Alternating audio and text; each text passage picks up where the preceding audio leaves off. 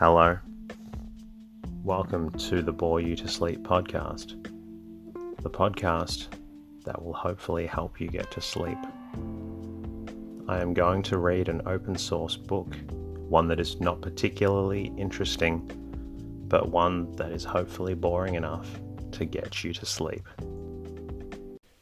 Tonight's reading comes from The Navy of the American Revolution, written by Charles Oscar Paullin and published in 1906.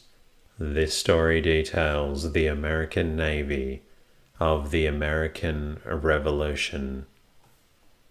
My name is Teddy, and I aim to help people everywhere get a good night's rest. Sleep is so important, and my mission is to help you get the rest that you need. The podcast is designed to play in the background while you slowly fall asleep. Thank you to everyone who shared their words of gratitude with me during the week. Firstly, thank you to all the new patrons that are now pledging a monthly contribution towards the podcast. John Dibbling, thank you so much for your generous monthly patronage. Jamie Embry, thank you also for becoming a new patron.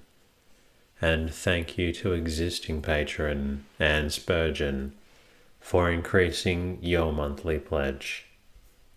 Thank you to everybody who took the time to leave a comment in Spotify. Your thoughts and comments are truly appreciated. For those who listen on iTunes, thank you for continuing to support the podcast.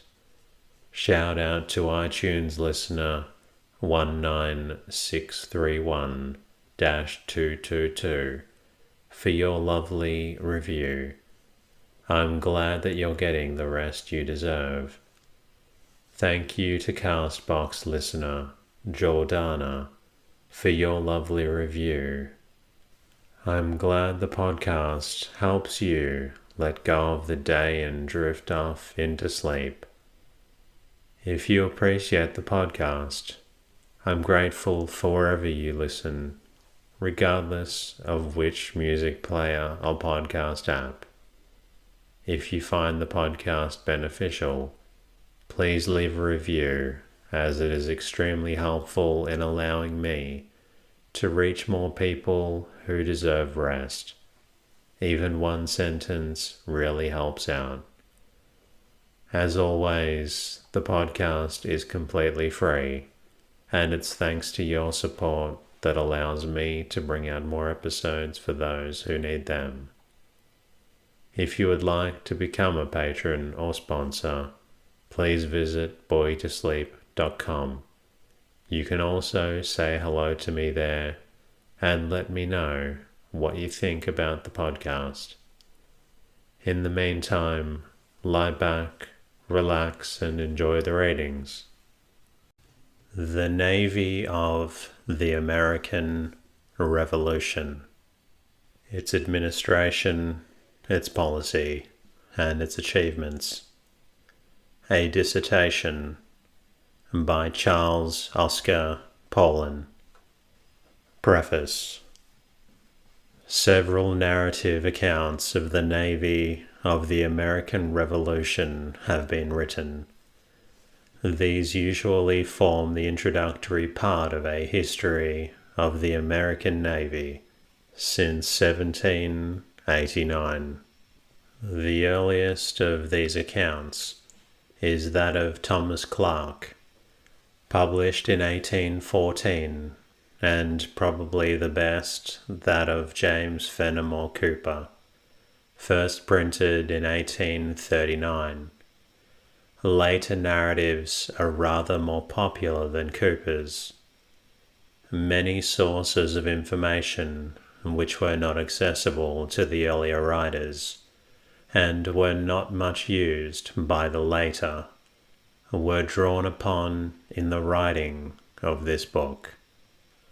Moreover, the information that is here presented is of a somewhat different sort from that of previous writers, and the method of treatment is new.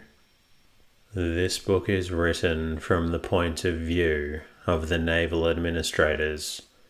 Hitherto, historians have written from the point of view of the naval officers.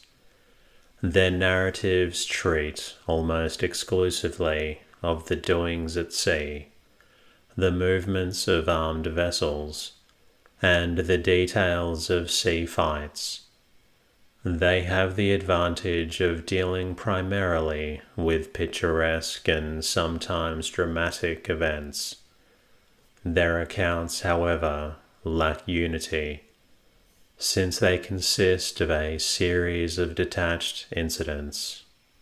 In the first place, an attempt has been here made to restore the naval administrative machinery of the Revolution. The center of this narrative is the origin, organization, and work of naval committees, secretaries of marine, navy boards, and naval agents. Next, inasmuch as the men who served as naval executives administered the laws relating to naval affairs, and indeed often prepared these laws before their adoption by the legislative authorities, it was thought best to give a fairly complete resume of the naval legislation of the Revolution. Those laws with which the naval administrators were chiefly concerned have received most attention. The legislation with reference to prize courts and privateering has been treated more briefly, as the privateers do not, properly speaking, form a part of the Revolutionary Navy. No attempt to write their history has been made. In order that the subject may be seen in its true relations, some statistics and other interesting facts concerning this industry have, however, been introduced.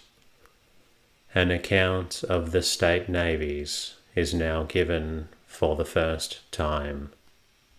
Since naval committees, navy boards, and naval agents issued written orders to the naval commanders prescribing the time, place, and manner of their cruises, it has seemed logical and proper to consider the naval policy of the administrators and the movements of the armed vessels. So detailed an account of naval movements as would be given by those writers who proceed from the point of view of the doings of the naval officers would obviously not be expected in this book. My plan has been to describe the various classes of naval movements, to present the sum total of their results, and to give briefly the details of a few typical cruises and sea flights. The cruises of the American vessels were much alike. They were minor affairs, and many of them scarcely merit individual treatment. It is evident that one who proposes to write the history of the Navy of the American Revolution from the point of view which I have described will not only avoid excessive detail in respect to individual naval achievements, but will be particularly determined not to allow their brilliancy or their dramatic quality to fix the amount of detail with which each shall be narrated. For instance, several historians have been inclined to dwell at some length upon the brilliant and picturesque achievements of John Paul Jones. Sometimes they have devoted more than 1/3 of their narratives of the Continental Navy to this hero. Undoubtedly, the greatest naval officer of the Revolution. As a result, the pictures which they have presented are somewhat distorted, and many brave sea officers have had scant justice done their gallant services. An attempt is made in this book to present a better balanced narrative and to make a juster estimate of the work of the Revolutionary Navy. The scope and method of treatment adopted by the author has compelled a certain economy of phrase, precision of statement, and sharpness of outline. I am very grateful to the many persons who have assisted me. Space does not permit me to thank each of them by name. I am under special obligations to the librarians and officials of the Library of Congress, the Library of the Department of the Navy, the Bureau of Rolls and Library of the Department of State, the State Library of Massachusetts, the Office of the Massachusetts State Archives, the Boston Public Library, the Boston Athenaeum, the Library of Harvard University, the State Library of Rhode Island, the Rhode Island Historical Society, the State Library of Connecticut, the Connecticut Historical Society, the Pennsylvania Historical Society, the State Library of Virginia, and there are many others to thank, but I do not have time. I have had the advantage of Professor Jameson's extensive knowledge of bibliography, his fruitful suggestions as to treatment, and his painstaking care in reading and criticizing my manuscript. Parts of the narrative, somewhat popularized, have appeared in the Proceedings of the United States Naval Institute and Sewanee Review, Washington, D.C., March 1st, 1906. Chapter 1. The Naval Committee.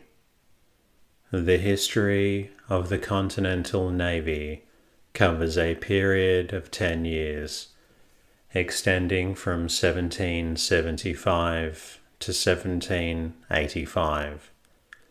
During this time, the Continental Congress made many experiments in naval legislation and devised several organs of naval administration. The first of these organs, with whose origin and work this chapter is concerned, was the Naval Committee. It lasted for only a few months. Its lineal successors, each of which will be duly considered, were the Marine Committee, the Board of Admiralty, and the Agent of Marine. These four executive organs, for the most part, administered the Continental Navy. Certain odds and ends of the naval business, however, fell to the Commander-in-Chief of the Army and his officers, and to the American representatives in foreign countries. The second chapter will treat of the fleets of the Army, and the closing chapters of the narrative of the Continental Navy will consider the naval services of our representatives in foreign lands. In maritime countries, the military service is generally ambidextrous. Whether the army or navy is first brought into play at the opening of a war depends upon various circumstances. The presence of a British army at Boston already on colonial soil, when the American Revolution broke out early in 1775, naturally led to the immediate organization of an army by the colonists. The need of a navy was at this time not quite so insistent. Moreover, the building or even the purchase of an armed fleet required more time than did the raising of an army, which was rendered comparatively easy by the previous training of the colonists in the local militia.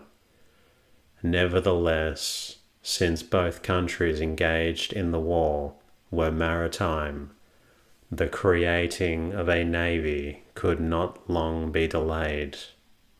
The reader recollects that by the middle of 1775, the battles of Lexington, Concord, and Bunker Hill had been fought.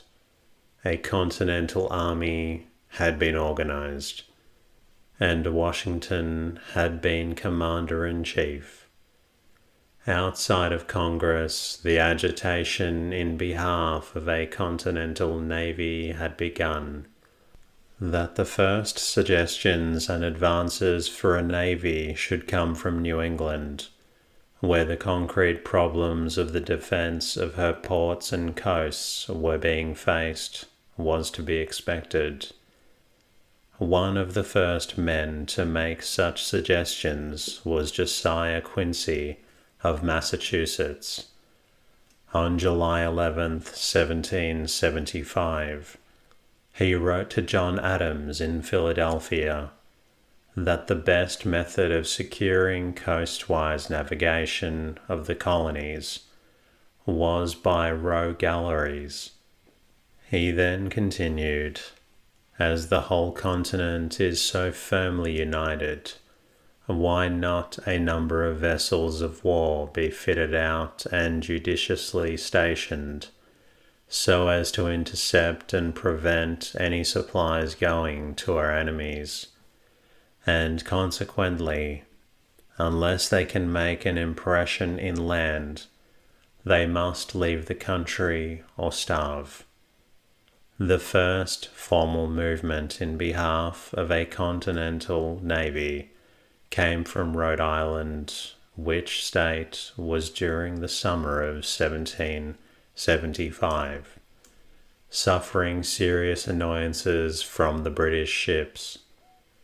On August 26th, her legislature instructed the Rhode Island delegates to the Continental Congress to use their influence at the ensuing session of Congress to obtain a fleet for the protection of the colonies.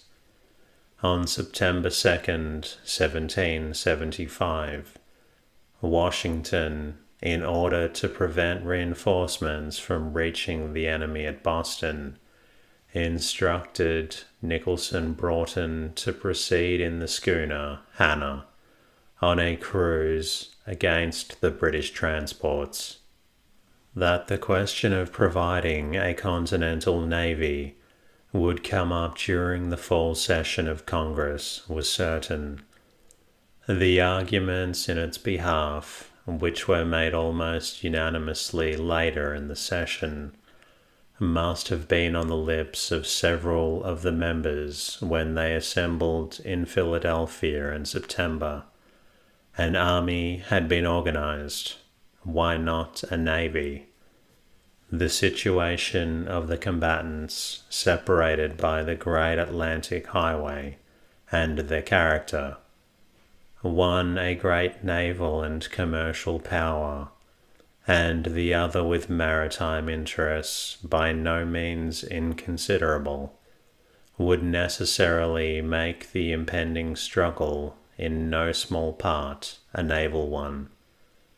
America had sea coasts and seaports to be defended, a coastwise navigation to be secured, and above all, commercial and diplomatic communications with foreign powers to be kept open. These communications were a jugular vein, whose severing would mean death to the United Colonies. The urgent and specific calls for armed vessels, which were being made, must be met at once. Had not America conveniently at hand materials for ships and abundant men who had the habit of the sea? In the early months of the session, there certainly would arise opposition to the new military project. The inertia and conservatism of some of the members would set them against so great an innovation, to others the fitting out of a fleet, at a time when the length, seriousness, and meaning of the war with the motherland were but half unveiled, would seem an unwise and hasty action. The question of procuring a fleet of armed vessels was first brought to the attention of Congress on October 3, 1775, when the Rhode Island members presented their instructions, an account of which will be given in a succeeding chapter. It is sufficient for present purposes to say that until December, the Rhode Island instructions had little other result beyond crystallizing and clarifying opinion on naval affairs by means of the debates which they used in Congress. On October 5, sundry letters from London were laid before the Congress and read. They conveyed the intelligence of the sailing of 2 north country-built brigs of no force from England on the 11th of August last, loaded with arms, powder, and other stores, for Quebec without convoy. Congress at once saw the importance of capturing these 2 vessels, in order both to deprive the British of these stores and to obtain them for the Continental Army around Boston, which sorely needed all the munitions of war it could get. A motion was therefore made that a committee of 3 be appointed to prepare a plan for intercepting the 2 brigs, and that it proceed on this business immediately. John Adams in his autobiography says that the opposition to this motion was very loud and vehement, and included some of his own colleagues, and also especially Edward Rutledge of South Carolina. It seems to have been recognized that the carrying of the motion would be the initial step in the establishment of a continental navy. Such an undertaking its opponents declared, with a greater display of rhetoric than judgment, was the most wild, visionary, mad project that ever had been imagined. It was an infant taking a mad bull by his horns, and what was more profound and remote, it was said it would ruin the character and corrupt the morals of all our seamen. It would make them selfish, piratical, mercenary, bent wholly upon plunder, etc., etc.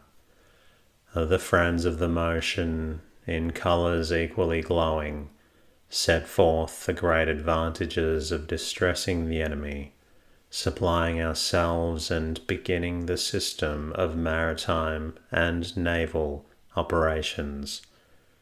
On the taking of the vote, the motion passed in the affirmative, and according to John Adams' recollection, he, John Langdon of New Hampshire, and Silas Deane of Connecticut, 3 members who had expressed much zeal in favor of the motion, composed the committee. A little later on the same day, this committee reported, and thereupon Congress decided to write a letter to Washington directing him to obtain the Council of Massachusetts, two of that state's cruisers, and to dispatch them on the errand of intercepting the two supply ships. It also directed that letters be written to the governors of Connecticut and Rhode Island, asking for the loan of some of their armed vessels which were to be sent on the same mission. The committee appointed to prepare a plan for intercepting the two vessels bound to Canada made another report on the 6th, which was ordered to lie on the table for the perusal of the members. This report was acted upon on October 13th, when Congress decided to fit out two armed vessels, one of 10 and the other of 14 guns, to cruise 3 months to the eastward for the purpose of intercepting the enemy's transports laden with warlike stores and other supplies. A committee consisting of Silas Deane, John Langdon, and Christopher Gadsden of South Carolina was appointed to estimate the expense which would be incurred in fitting out the two vessels. In 4 days, this new committee reported an estimate which was unsatisfactory and was recommitted.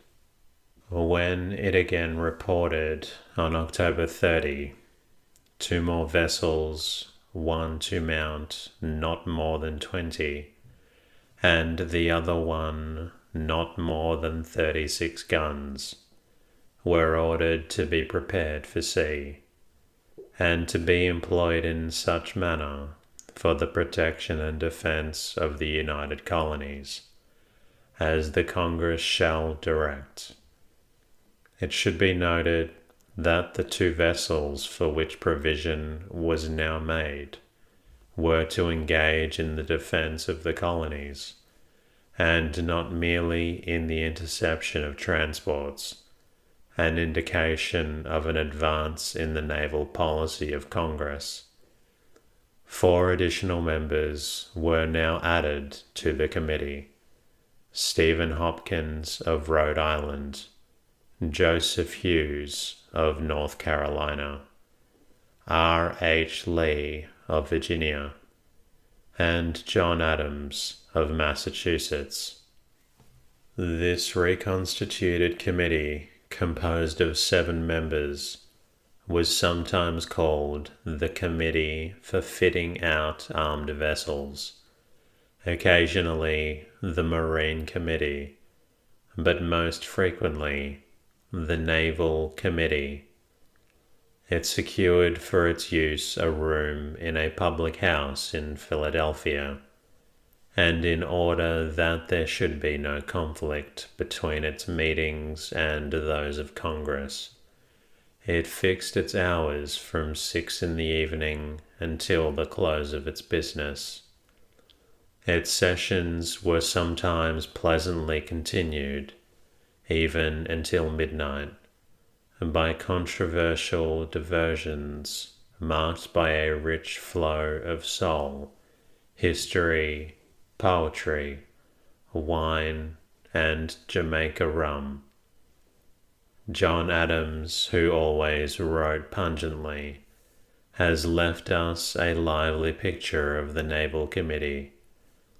His description makes it clear that the deliberations of this committee were not always marked by that exalted seriousness and impassive dignity which we too habitually ascribe to the Revolutionary Fathers.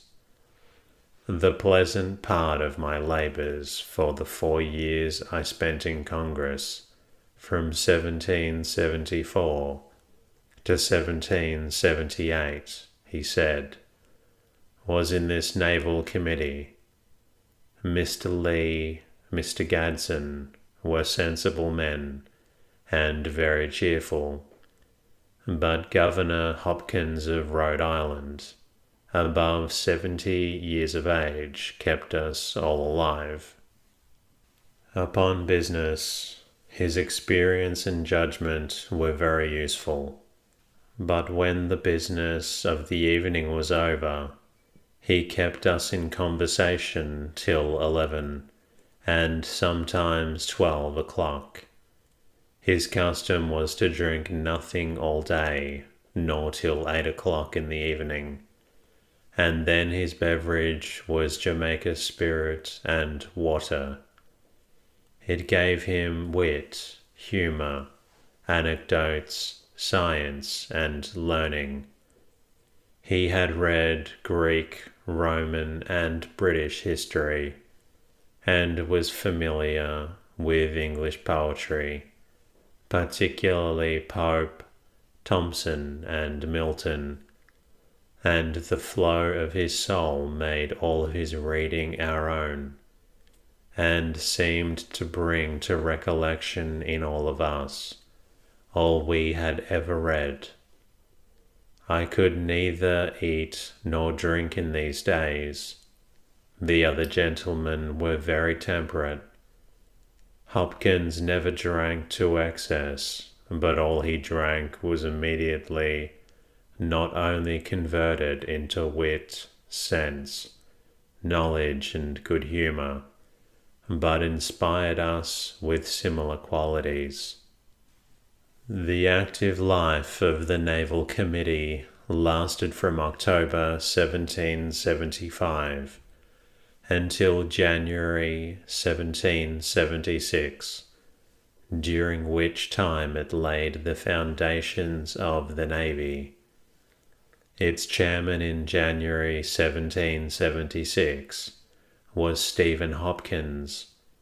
Whether he was the first to fill this position is not known. His knowledge of the business of shipping made him particularly useful to the committee. The accounts of the Naval Committee were kept by Joseph Hughes, who was settling them with the Board of Treasury in September 1776. Early in December 1775, John Adams returned home, and by January only 4 members of the committee were left to transact its business. In October, Congress ordered the fitting out of 4 vessels and appointed the Naval Committee, but did nothing more. By the 1st of November, the sentiment of Congress was setting strongly towards organizing a navy. In its debates on the state of trade during the latter half of October, the necessity of having a navy in order both to defend the colonial commerce and to carry on the war was generally recognized. The members from the South were as a rule now lining up with those of the North in behalf of a naval armament. Events had happened and were daily happening in New England, which were convincing the doubtful members of Congress. As a military necessity for conducting the siege of Boston, and with no intention whatever to create a navy as such, Washington had obtained 7 small cruisers, and either had sent or was sending them to sea in pursuit of the enemy's transports. The logic of events had forced him, on his own responsibility, to create a little fleet of his own. With the passage of each day, the gap between the mother country and her revolting subjects widened, and the feeling became stronger and more general that an irresponsible war, which must be fought to just a conclusion, had begun. What in October seemed chimerical might in November appear practicable. Beginning with November, the naval legislation of Congress moved rapidly.